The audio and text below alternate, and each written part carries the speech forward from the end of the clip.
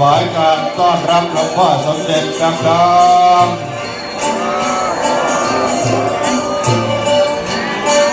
วันนี้สมเด็จพระสมเด็จจะได้เมตตาเททองหล่อยอดจิตจักรทองคำนั่นเจดีย์ศรีบุรพาณวัดบุรพาโคกเกลือ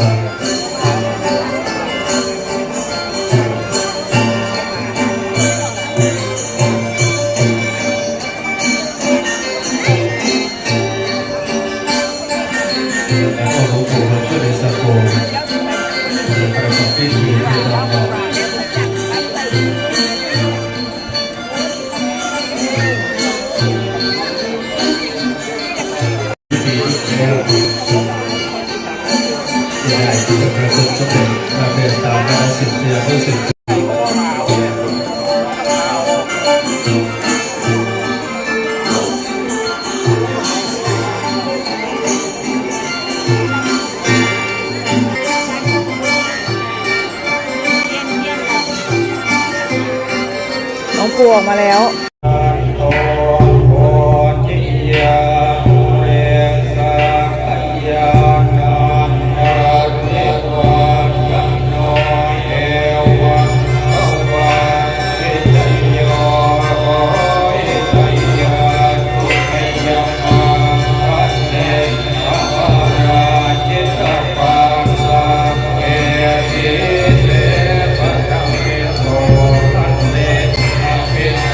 เ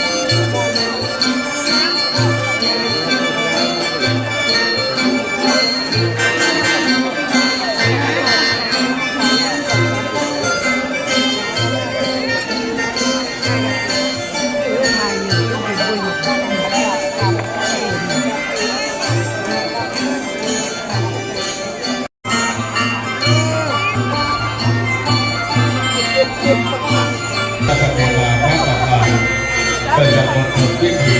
ซึ่งจะประดิษฐานไว้ภายในพระมหาธาตุเจดีย์ศรีบุรพาจังหวัดบุรพาโคกเครือตำบลหนองม่องอำเภอยางตลาดจังหวัดกาฬสินธุ์พระมหาธาตุเจดีย์ศรีบุรพา